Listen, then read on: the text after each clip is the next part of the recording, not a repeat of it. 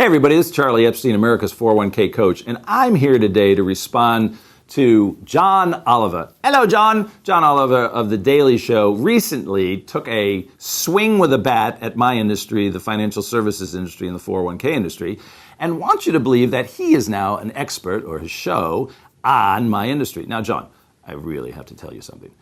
I lived in England for quite a period of time. I went to school in England. I went to school of economics, and I learned a little bit about your economy. It's not doing really all that well now, is it? It's probably why you're looking to leave the European community, because you think maybe you can mop things up a little bit better. But in 1977, which wasn't too long ago, when I lived in London and I went to school in London, I learned a little bit about your economy. I worked for a company called Saatchi & Saatchi, Compton & Garland. And every day we'd work till about 1 o'clock. And then there'd be a knock on my door and they'd say, "Come on, mate, we're going out to the pub." I thought that was a great idea. Let's go have lunch. It's 1 o'clock. And we were there. 1 o'clock, 2 o'clock, 3 o'clock, even 4 o'clock. Drinking the world's worst beer, warm beer. You don't even have a refrigerator over there. Why? Because that's the English economy. And then I'd come back at 3 or 4 o'clock in the afternoon and I'd be so blotto that I looked like this. Never got any more work done, and that's how I learned that the English economy didn't get any more work done. Now, the beer in England is so bad that you all had to invade this country to get this beer. Now, I know you tried to convince us that you were really trying to stop the IRA, but let's be serious. You really were trying to steal Guinness. Why? Because it's not the most productive country in the world. Now, I want to talk about production. More importantly, I want to focus on this comment that you had about the 401k world and what it is to be a fiduciary and why everybody should be a fiduciary. So, let's step back for a minute. I'm a financial advisor. I've been in this business for 36 years. I work with thousands and thousands of people. I'm known as the 401k coach. I've coached 5,000 advisors in the United States. I've written 2 books, Paychecks for Life and Save America Save. So I think I might be a little bit of an authority and the expert, almost to the degree as Susie Orman, Dave Ramsey, and now Tony Robbins, the ultimate motivational guru who has written a book on money and now thinks he is a financial professional. What's all the argument about? So, John, you're talking about that today the Department of Labor, the U.S. government, wants everybody to be a fiduciary, and that it's better to be a fiduciary than a salesman, a broker, or registered rep. So I want to make sure everybody understands the distinction. What does it mean to be a fiduciary? Let's step back. First of all, you're the consumer. You want to have choice. That's what makes America great. We have choice, not regulation. So as a consumer, you want to work with somebody who has your best interest in mind. That just makes sense. What does it mean to work with somebody who's a fiduciary? A fiduciary has a duty of loyalty and a duty of prudence to you. I need to do what's in your best interest every day that we have a relationship until that relationship ends. What's the difference between a fiduciary and a registered rep or a broker? A broker or a registered rep is regulated by FINRA. That's another body. The Department of Labor regulates fiduciaries. FINRA regulates brokers. A broker has a duty, what's called a suitability standard. If you buy something from a broker, they need to make sure it's suitable, that it's still in your best interest that day. So the distinction between a broker and a fiduciary is a fiduciary's duty never ends.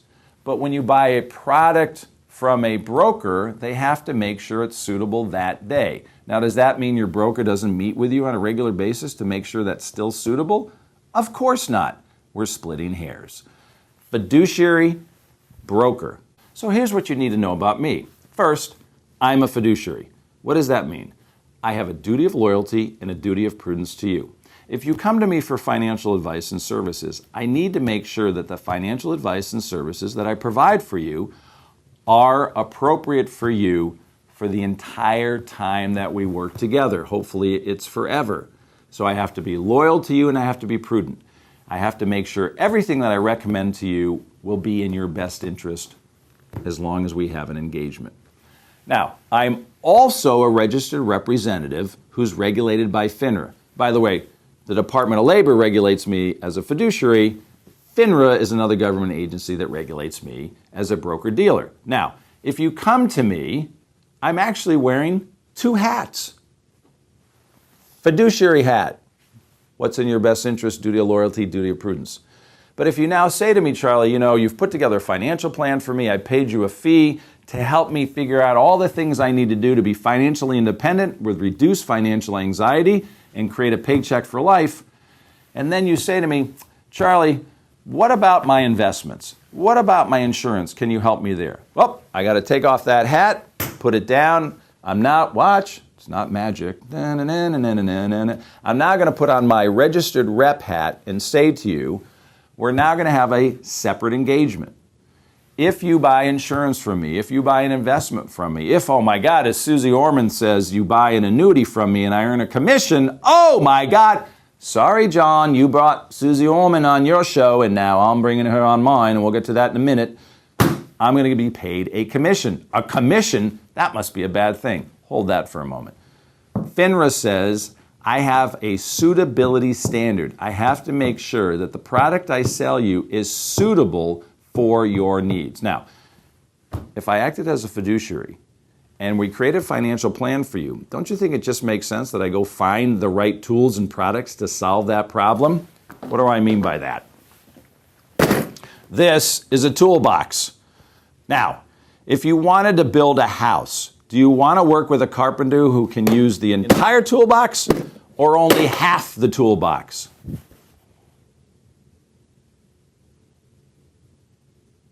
I'm going to let this sink in. It may take you a while to figure out the answer to the question. And why I'm doing this is because the government, FINRA, the Department of Labor, my state insurance regulators, this SEC, the government thinks as a consumer you're stupid and couldn't answer that question. I kid you not. Read.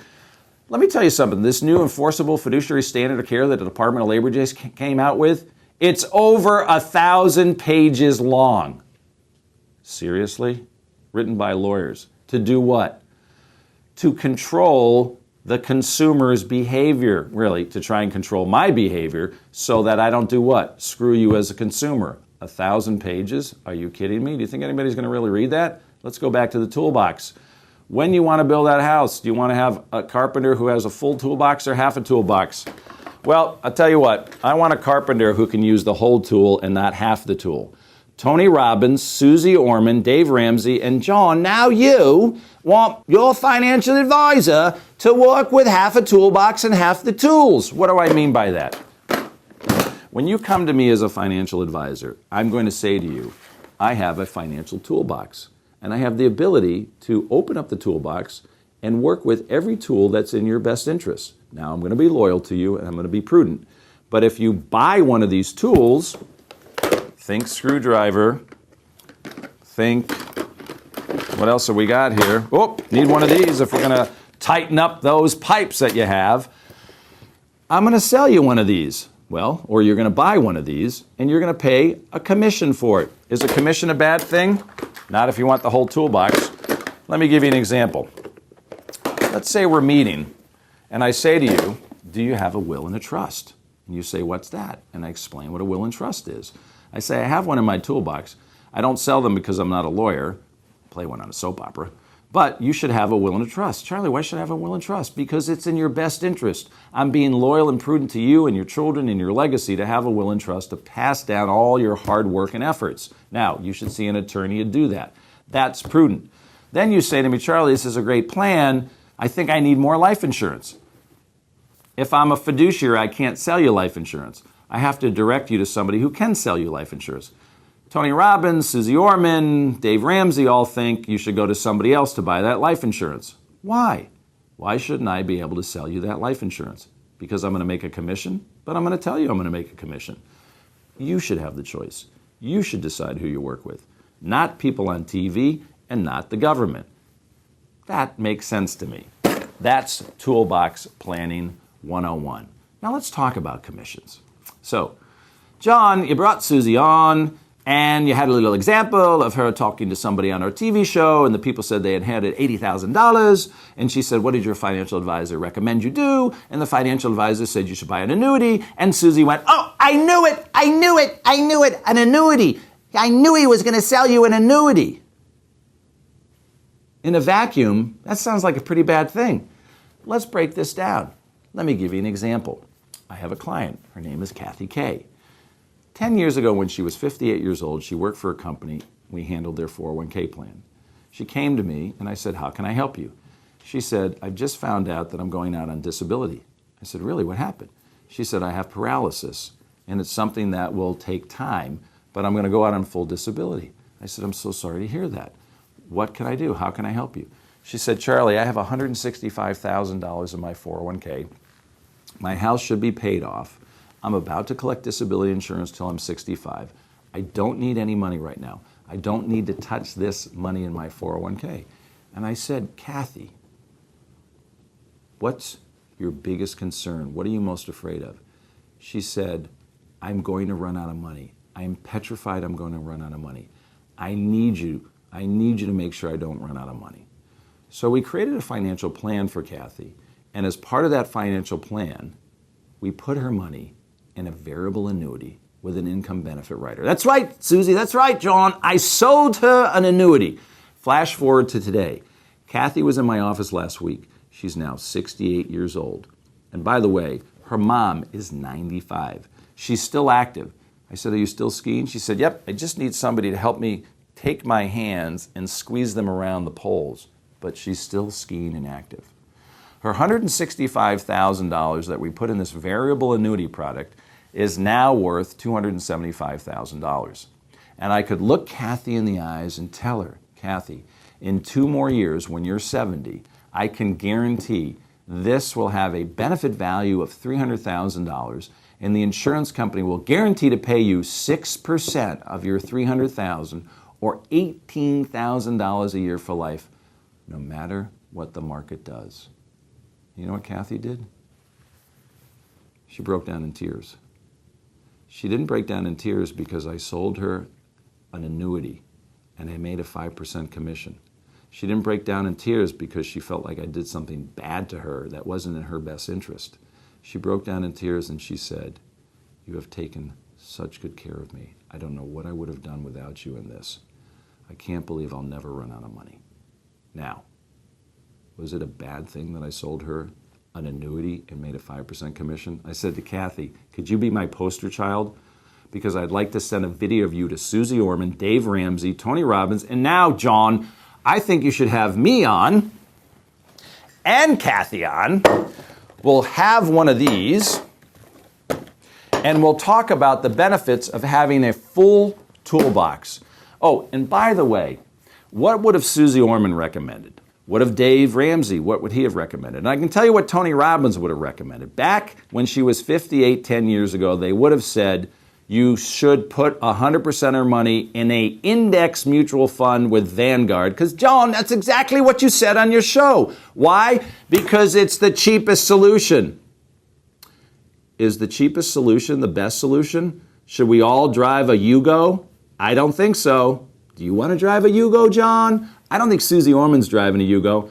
I know Tony Robbins flies around in a helicopter. That ain't no Yugo. And personally, I want to own a Bentley someday. That's more expensive. They both get you where you want to go, but one makes you feel a hell of a lot better. Let me tell you something. Kathy K feels a hell of a lot better in her variable annuity with a guaranteed income for life than she would have in an index fund. You want to know why? Because in 2008, she would have lost 50% of her investment with Vanguard. 50%. Now she was disabled. Do you think she could ever recover from that? Oh, I know what you're going to say, Susie. I know what you're going to say, Tony. I know what you're going to say, Dave. Well, she just needed to keep her money in the index fund, and 8 years later, she'd be better off. Let me ask you a question. If you were disabled and you were living on a fixed income, and then you knew all you were going to get is Social Security, which is what she had, would you have the fortitude and strength to stay in the market in 2008 when the global economy was coming to an end? You'd need to drink a shitload of this in order to do that and withstand it, because she wouldn't do that. Let me ask you another question. Would Susie Orman, Dave Ramsey, Tony Robbins, and now you, John, have guaranteed her an income for life? No. Why? Because you can't afford to do it. That's what an insurance company needs to do. That's why I have a full toolbox. So I can reach into my toolbox and find the right product for the right client to fit the right needs, regardless of what I get paid. It just so happens FINRA is the agency that created the regulation that allows me to get paid that way. Kathy didn't care. She was delighted that I got paid that way. How much I get paid isn't the problem. How much the guy who sells me the Bentley isn't the problem. And by the way, let's talk about commissions while we're here. Did you ever buy a house? Who sold you the house? Real estate agent. How'd the real estate agent get paid? He got a commission, didn't she? 5%, 6% commission. Did you have a problem with that? No. How about the guy who sold you the Yugo or the Bentley? They make a commission. And you know who else who makes commissions? Lawyers. You ever been sued? You ever sued anybody? Litigating lawyers make more commissions than anybody on the planet. Oh, I know. They just call it a contingency fee. See that? Contingency fee. I don't call that full disclosure. It's a commission. And right now, the lawyers are lining up to sue the 401k industry, John, because of things that you're saying that aren't accurate. They've already sued some of the largest 401k plans. They've made $32 million, $85 million, $300 million. And you know what they get paid for their contingency fee? 1/3. What's 1/3 of $300 million? That's $100 million. That's way better than 5 or 6%. I think I'm going to become a lawyer. They're making way too much money. Now, let's go back to Kathy. Because in addition to the annuity that I sold her, in addition to the Social Security that she's getting for the rest of her life, we hope, if it stays solvent, Kathy also inherited a Vanguard tax-exempt mutual fund that's got about $250,000 in it. Now, back to Susie. Susie, remember what you said about that financial advisor that sold those people an annuity? Maybe it was in their best interest. But you also said on the little clip, Susie, that I knew they were going to do that, and the only reason they did that was they make more money. Well, let me tell you something. I left the money in the Vanguard tax-exempt fund. Why? Because I had a duty of loyalty and a duty of prudence to Kathy. It was in her best interest. She inherited it from her father. It was providing her a tax-free income. If I sold it, she would have paid taxes on the gain, and it made sense for her to keep it there, and it's still there. So guess what Kathy got? An advisor with a full toolbox, with the ability to make sure she had the right products and services and the right financial plan, so she didn't have to spend the rest of her life drinking herself silly because she was in financial pain. Tell you what, John, have me on your show. We'll pop one of these together, and maybe we'll even have a cigar and talk about one of the greatest orators of your time, who said, "We will never surrender, never. I will never give up being a fiduciary. I will never give up my FINRA broker license. I will never give up being able to provide my clients with the best of both worlds." And I think that's in your best interest. See you on the show, John. Can see why you wanted to steal this company.